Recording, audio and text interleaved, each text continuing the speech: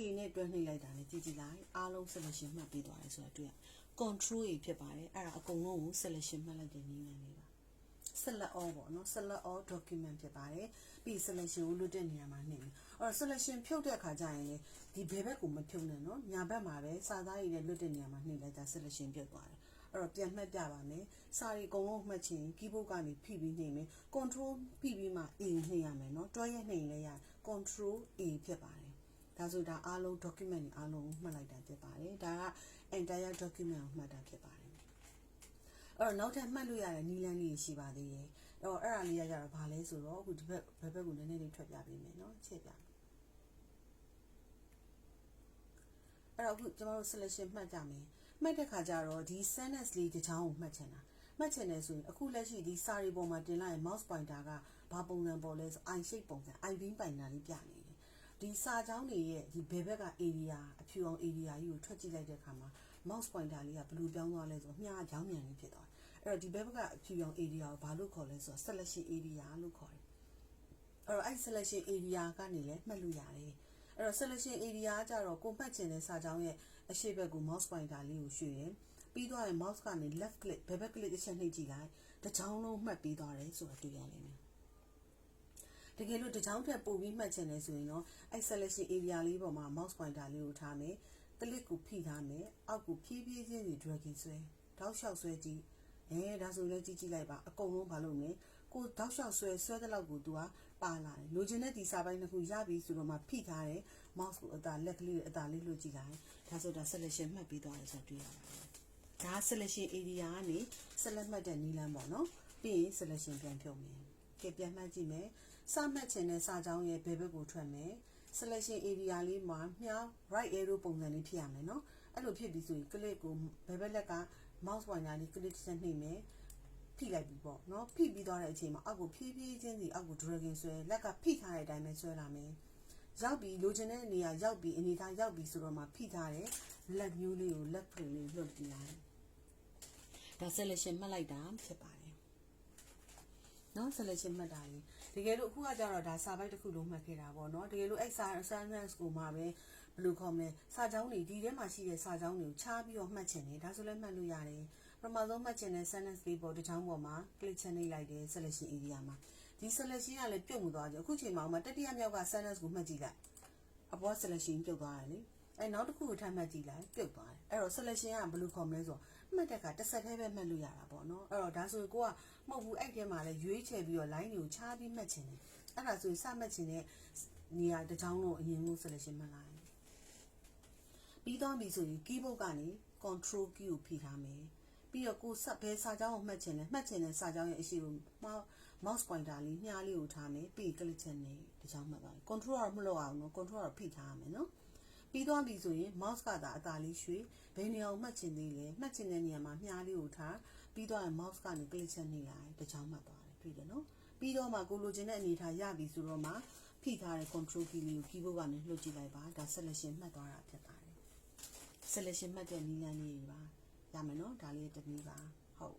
်ကဲနောက်တစ်ခုကကြတော့ဘာရှိသေးလဲဆိုတော့ဒါဆိုအခုမှတ်ခဲ့တာကဒီ mouse ကနေပြီးတော့သုံးတယ် mouse ကိုသုံးတယ် keyboard ကိုသုံးတယ်နှစ်ခုတွဲပြီးသုံးလာကြတယ်ကဲဒီကနောက်ထပ်ထပ်ပြီးတော့ keyboard မှာရှိတဲ့အကူကြီးလေးတွေဖြစ်တဲ့ shift key တို့ order key တို့ကျန်သေးတယ်လေအခုက control key ပဲသုံးထားရသေးတာအဲ့တော့ shift key ကိုသုံးပြီးတော့လည်းဘယ်လိုမှတ်လို့ရလဲမှတ်လို့ရတဲ့နည်းရှိပါတယ်စမှတ်ချင်တဲ့နေရာမှာ mouse pointer i shape လေးကိုထားလိုက်တယ် for example ပထမ paragraph ရဲ့ the following ဆို the ရဲ့ရှေ့မှာ t ရဲ့ရှေ့မှာ i လေးထားလိုက်ပြီ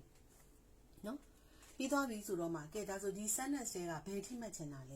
ဲကိုမှတ်ချင်တဲ့နေရာဥမာ clothing လား clothing ဆို clothing ရဲ့ရှေ့နောက်နားလေးမှာ mouse pointer i shape လေးကိုသွားထားလိုက်ပြီမနေသေးဘူးနော်ပြီးရင် keyboard ကနေဘာ key တွဲနှိပ်ရမလဲဆိုတော့ shift ဆိုတဲ့ key ရှိတယ် shift shift ဆိုတဲ့ key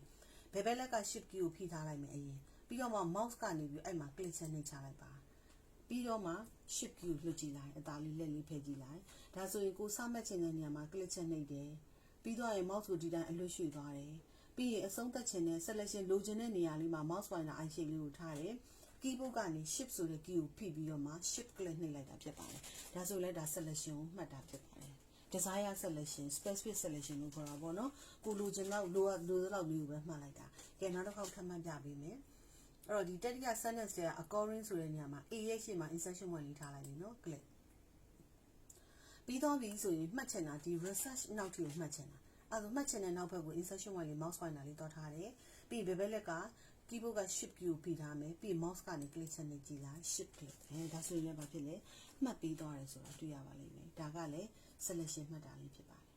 ရပြီနော်ကဲဒါဆိုရင်နောက်တစ်နည်းကြမှာသေးရဲ့နောက်တစ်နည်းကကြတော့ဗာလဲဆိုတော့ဒီမှာ selection တွေအခုမှတ်ခဲ့တာက mouse တွေ keyboard တွေနဲ့တွဲသုံးတာတကယ်ဒီခါကျတော့ mouse ကိုမပါဘဲနဲ့ဒီခါလေးကြာဖြစ်တတ်တယ်လေ mouse မသုံးဘဲနဲ့ keyboard ကနေပြီးတော့ပဲဘာလို့မလဲ selection မှတ်ချင်တယ်ဆိုရင်လည်း keyboard က selection မှတ်လို့ရတယ်ဒါဆိုရင်လည်း keyboard ကသွားချင်တယ်ဆိုရင် keyboard မှာဘာရှိလဲဆိုတော့ arrow key လေးတွေရှိတယ်အခုဒီဟာကကြတော့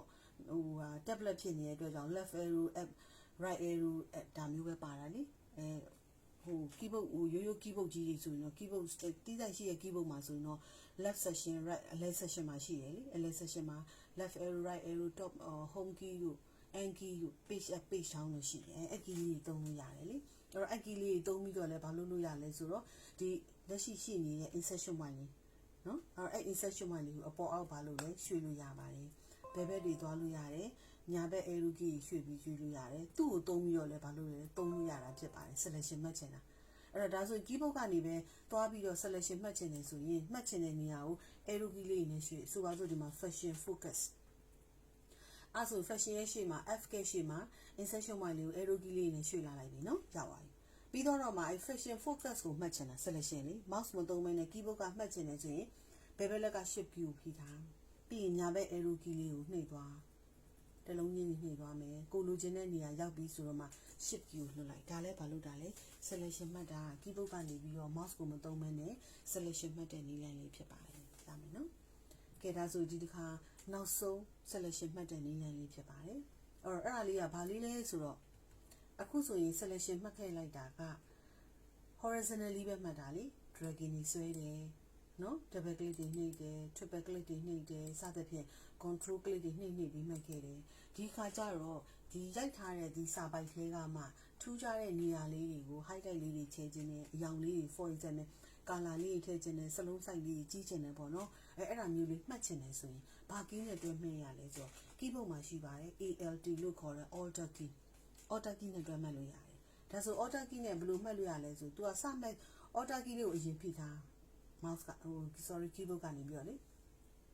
ပြီးရင် mouse pointer လေးကနေပြီးတော့ mouse ကနေပြီးတော့စပြီးတော့မှတ်ချင်တဲ့နေရာမှာ insertion point လေးထားပြီး alt ဖိထားခြင်းမှာ click နဲ့ဖိပြီးတော့ mouse ကိုမလွတ်ကဘူး alt ကလည်းဖိထားရမယ်နော်ဘယ်ဘက်လက်ကလည်း alt key ကိုဖိထားရမယ်ညာဘက်လက်ကလည်း mouse က left click ကိုဖိပြီးတော့ down ဖြည့်ဖြည်းဖြည်းချင်းဒီ dragging ဆွဲတွေ့လားဆွဲနေစမှာပဲတွေ့လား selection ကကိုစပြီးနှိပ်ခဲ့တဲ့နေရာနေစပြီးညာဘက်တွေကိုရောက်သွားပြီးအောက်ကိုလည်း down လိုက်ဖြည်းဖြည်းချင်းဒီ mouse ကိုဆွဲသွားဆွဲပြီးတော့ဒီလိုမျိုးမှတ်သွားမယ်ဒီညာဘက်ဒီတောက်လျှောက်ကိုဆွဲလို့ရပါတယ်အချင်းချင်းကိုလိုချင်တဲ့အနေထားလေးရပြီဆိုတော့မှ mouse ကိုအရင်လှော်ပြီးတော့မှ alt ကိုလှော်ကြည့်ကြည့်လိုက်